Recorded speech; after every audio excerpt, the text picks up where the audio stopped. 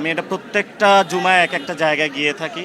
তো আমরা মসজিদ থেকে যখনই বের হয়েছি, বের হওয়ার পরে আইনমন্ত্রী আসাদুজ্জামানের সন্ত্রাসী বাহিনী এখানে যে নেতৃত্ব দিয়ে থাকে আব্দুল মজিদ, চাঁদাবাদ সন্ত্রাসের জনক, এবং এখানে ইসলামী বিশ্ববিদ্যালয়ের ছাত্র দল এর যিনি সভাপতি আছেন তার নেতৃত্বে হকি স্টিক, বিভিন্ন যে দেশীয় অস্ত্র নিয়ে আমাদের উপরে তারা হামলা করে। আমাদের জায়গা থেকে আমরা শান্তি শৃঙ্খলা বজায় রেখেছি এবং আমাদের অনেকের ফোন, ক্যামেরা থেকে শুরু করে মানি ব্যাগ তারা সেখানে আমাদের ছিনতাই করে নিয়ে যায় তারা, এবং তারা অনেকগুলো ডিম নিক্ষেপ করে। আমাদের অনেক ভাই এখানে আহত হয়েছেন হকি স্টিকের আঘাতে। তো আমরা এটা তিনজনের তারা মাথা ফাটিয়ে দিয়েছে। আমরা এটা সুষ্ঠু তদন্ত এবং বিচার চাই।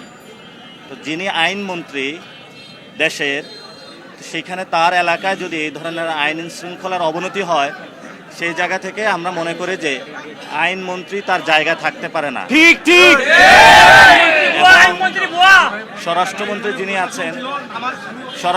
যিনি আছেন ওনার দেশের আইন শৃঙ্খলা অবনতি হওয়ায় ওনারা পদত্যাগ করা উচিত এবং আইনমন্ত্রীকে দ্রুত পদত্যাগ করিয়ে তারকে বিচারের আওতায় আনা উচিত।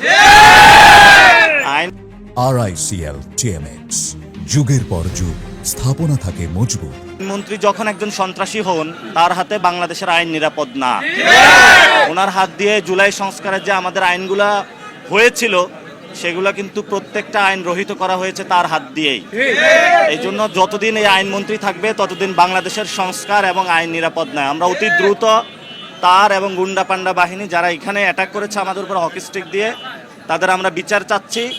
স্বরাষ্ট্রমন্ত্রী হয়তো এটা বিচার করবেন, অথবা আমরা ঢাকা স্বরাষ্ট্রমন্ত্রীকে ঘেরাও দিব। এটার আমরা বিচার নিয়ে ছাড়বো ইনশাআল্লাহ।